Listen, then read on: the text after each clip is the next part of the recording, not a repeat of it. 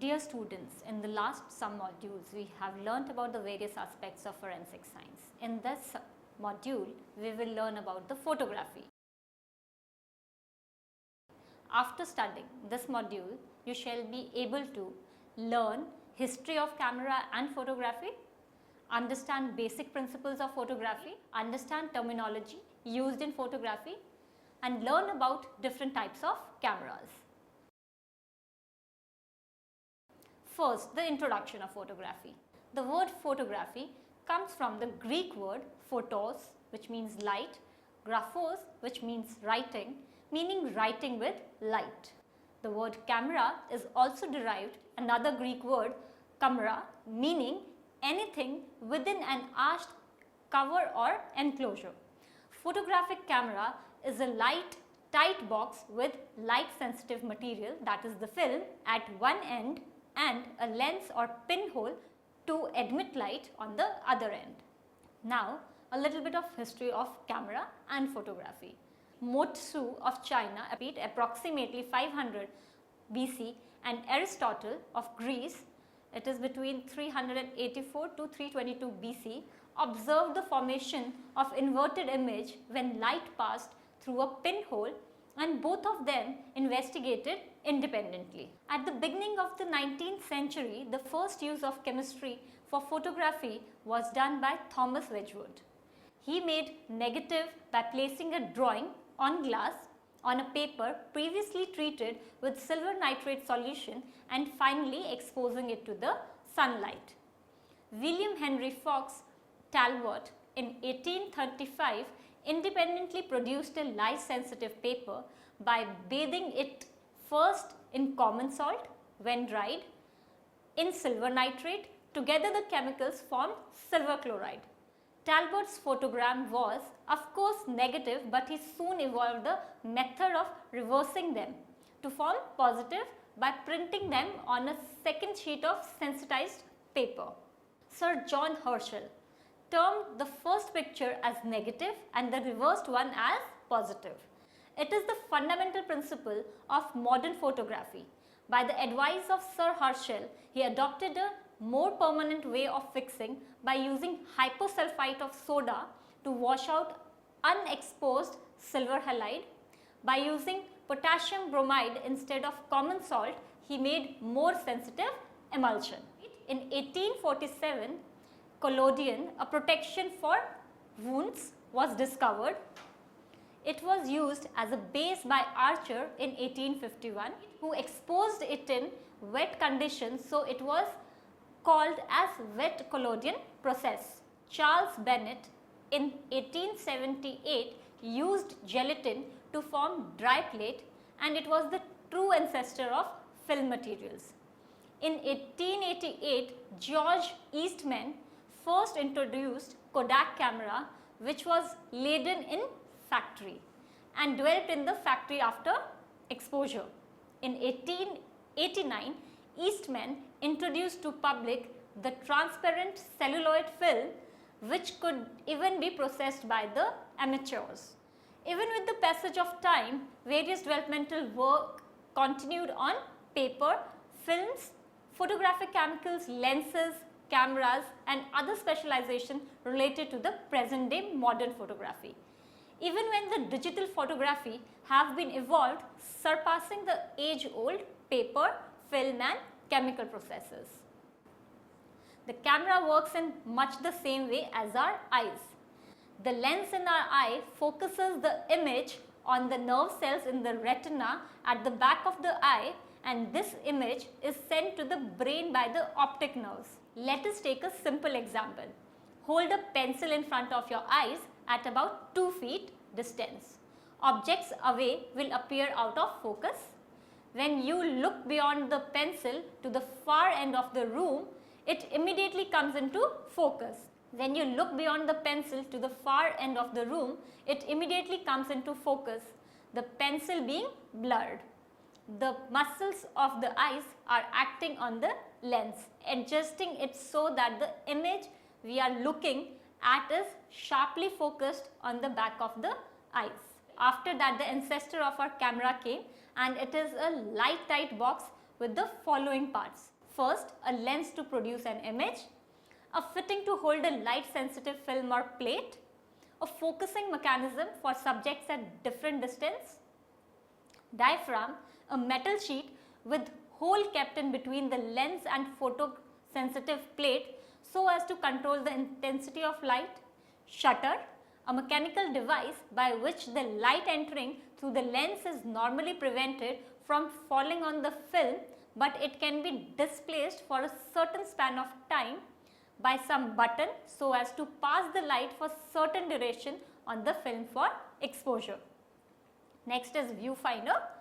It is a device to see the area being photographed. This is how we can know the area being covered by the lens. Now we will discuss about the light and the properties of light. Light is a form of energy which helps to see the objects in the material world around us. That is, it is the link between the eyes and the viewed objects. Visible light waves are the only waves we can see from the complete spectrum of the electromagnetic waves. We see these light waves as the colors of the rainbow. Each color of the rainbow has a particular wavelength. Red has the longest wavelength and violet has the shortest wavelength among the 7 colors of the rainbow, that is the Vibgyor. Vibgyor is seen when the white light is split into its component colors. When it passes through a prism, this phenomena is known as dispersion. The color as mentioned are like violet, indigo, blue, green, yellow, orange and red. Before violet, there is an invisible ray called ultraviolet, and after red, the invisible ray is called the infrared rays.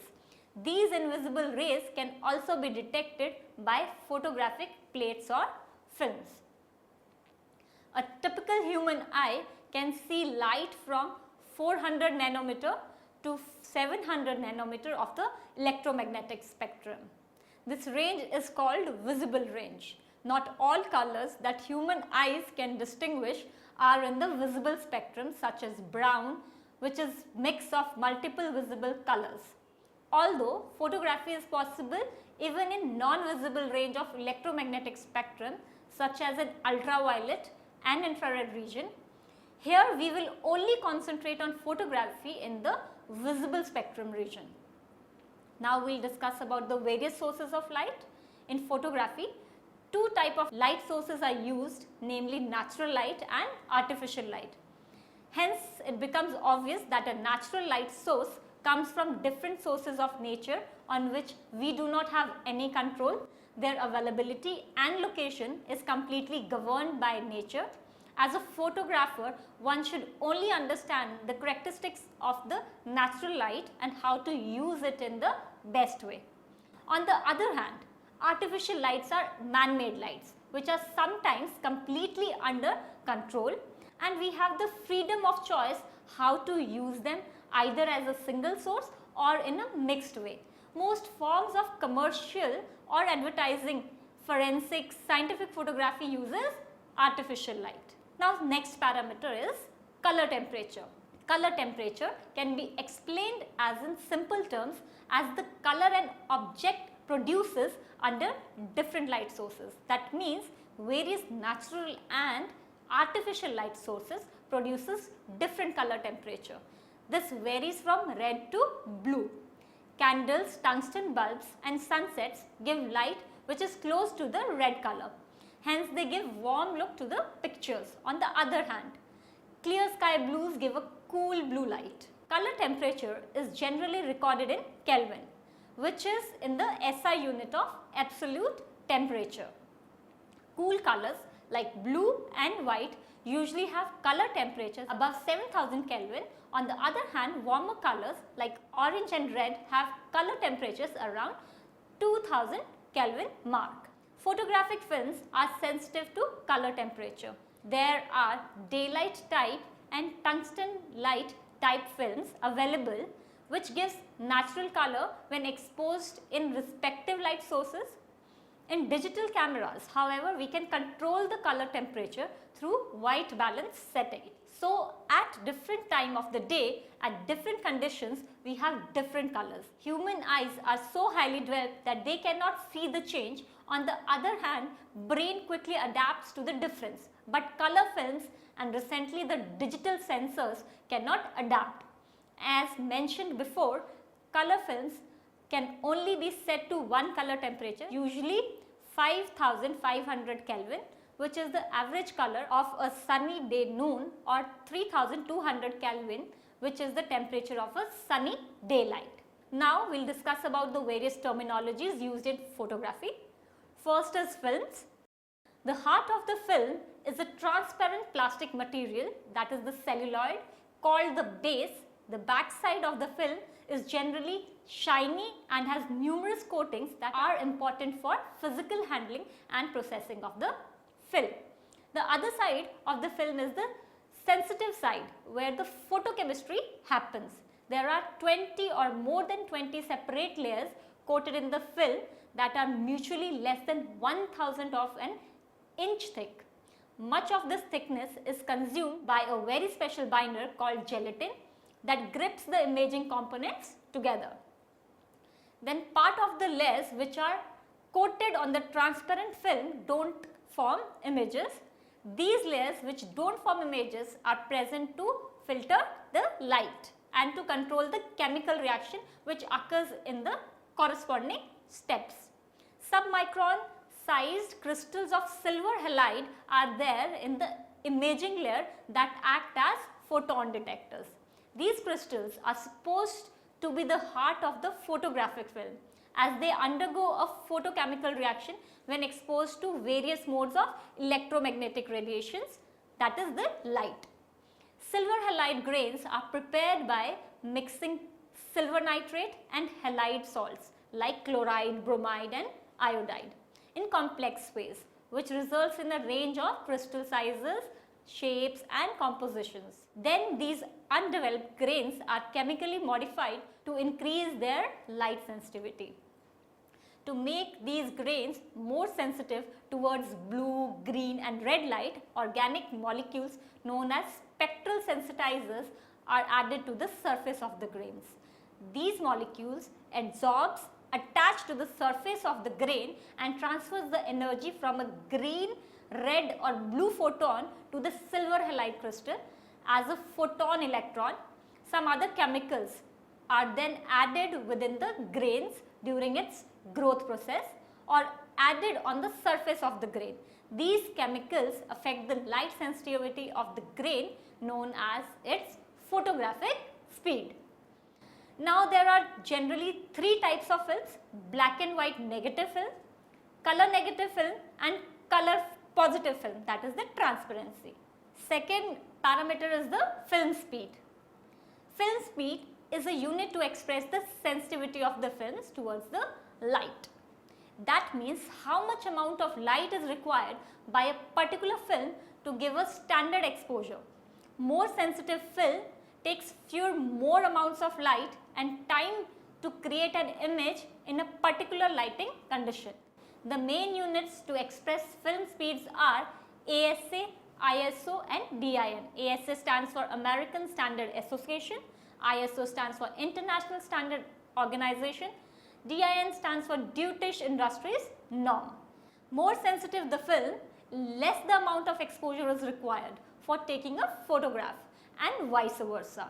More sensitive the film or higher the film speed, the picture becomes more grainy, and lower the film speed, sharper would be the picture.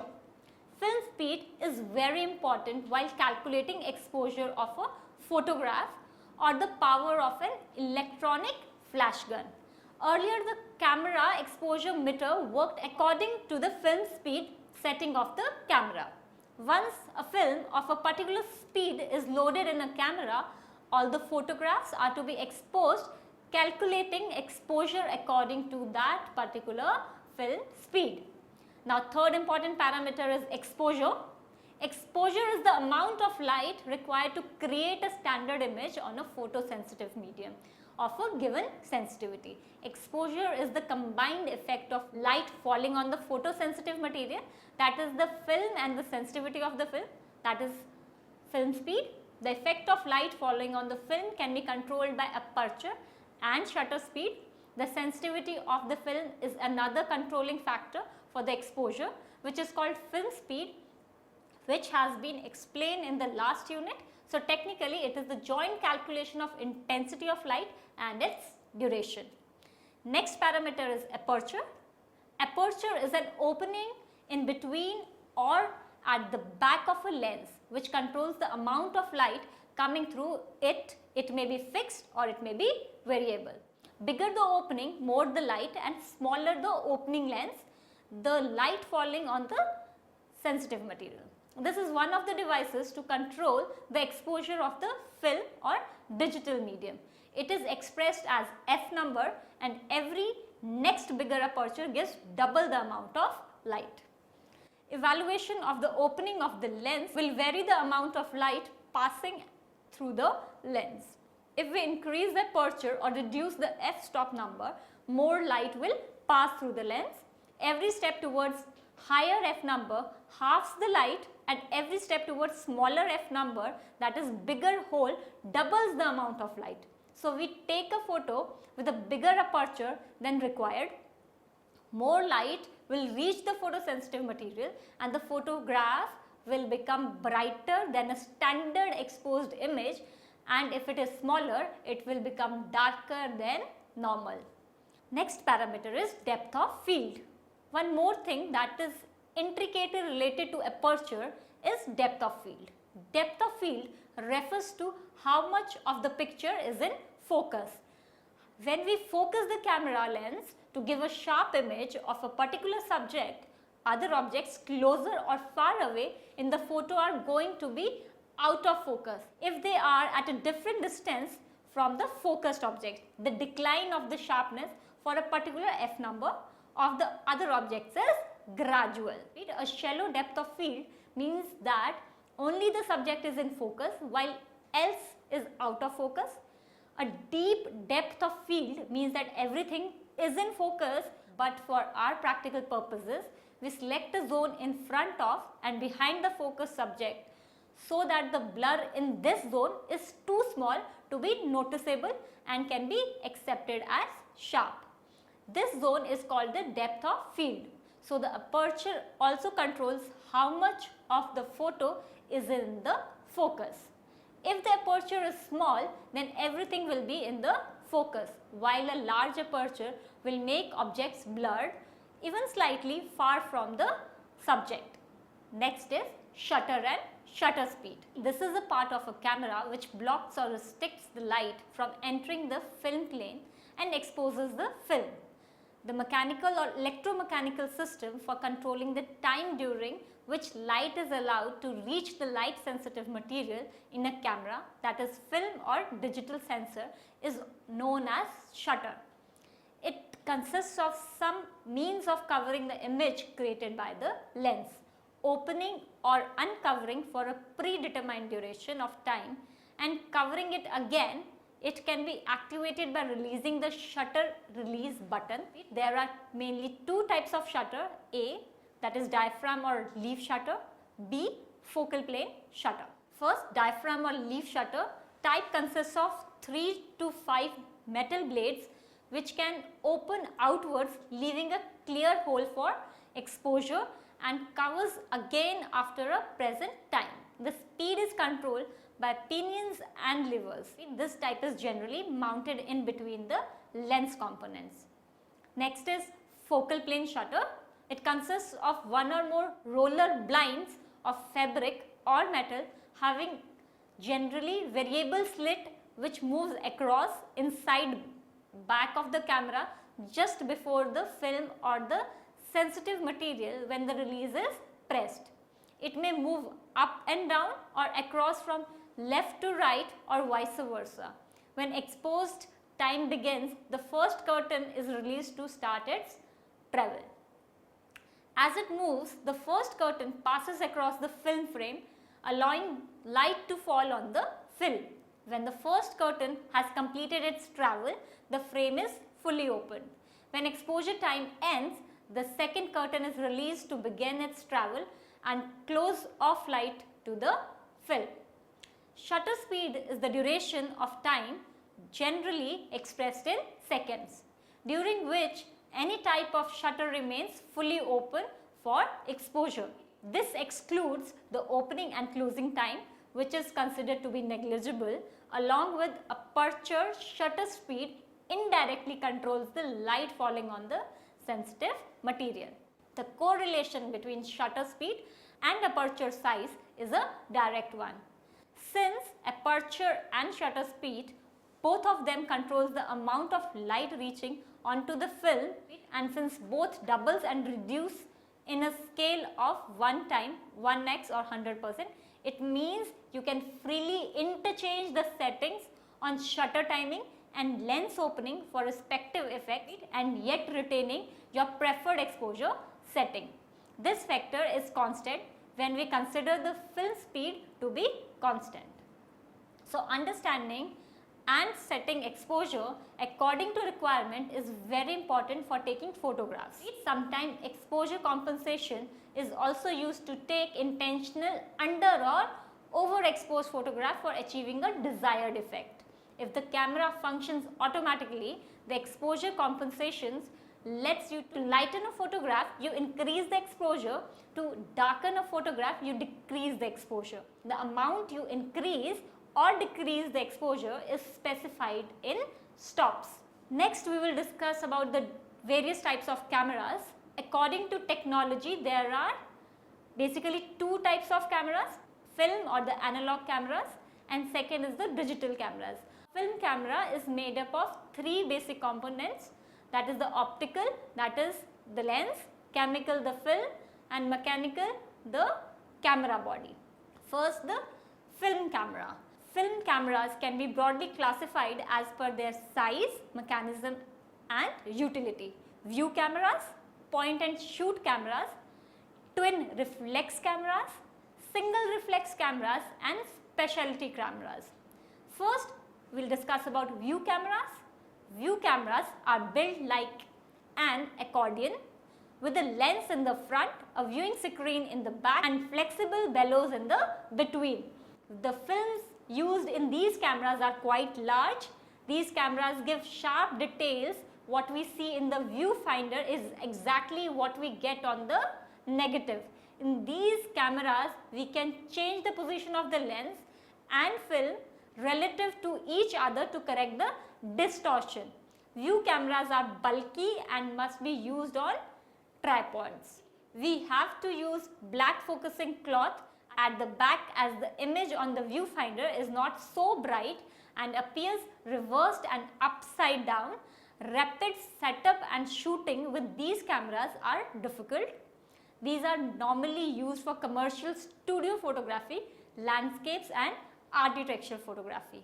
Now next is point and shoot cameras. The viewfinder provides a rough idea of what is in view but not the real image. These cameras are easy to handle with simple features. They are categorized into two types, compact and rangefinder cameras. A camera as small or compact as possible with built-in features such as automatic exposure, flash, auto or fixed focus, easy film loading and film advance for easy picture taking can be described as a compact or point shoot camera. Next one is a rangefinder camera. Is called so because they focus using a dual image range finding device. Turning the focusing ring superimposes two images in a line to give perfect focus. While using a rangefinder camera, the user never looks through the lens but focuses and composes through a window which is present on the top right, just like on a disposable camera. Next type is twin lens reflex cameras. A twin lens reflex camera is a type of camera with two objective lenses of the same focal length. One of the objective lens is the photographic lens which takes the photograph, while the other lens is used for the waist level viewfinder system.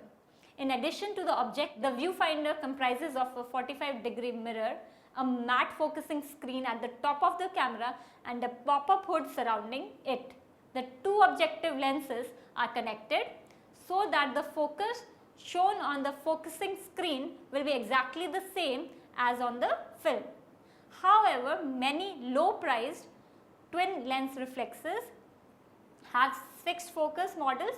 Most of the TLRs use leaf shutters with shutter speeds up to 1/500 second with a B setting. For practical purposes, all TLRs are film cameras, most often using 120 films. Although there are many cameras with other formats. Expensive TLRs have a pop-up magnifying glass to assist the user in focusing the camera. In addition to that, many have a sports finder consisting of a square hole punched in the back of the pop-up hood and a knockout in the front. Next is single lens reflex cameras. Single lens reflex cameras or SLRs are more complex form of cameras than any other type of cameras. The viewfinders on other camera types are quite simple and usually have nothing to do with the main lens of the camera. I repeat, in basic types, the viewfinder is just a rectangular shaped hole, and in more complex types, the viewfinder is somehow connected to the main lens for focusing purposes. Twin lens reflex cameras, but still these systems are simpler than SLR cameras. The key parts for the light to move through the camera are lens, mirror, focusing screen, prism and eyepiece. The lens is made up of several optical elements to form the image on the film. The mirror is small, light and capable of moving up and down.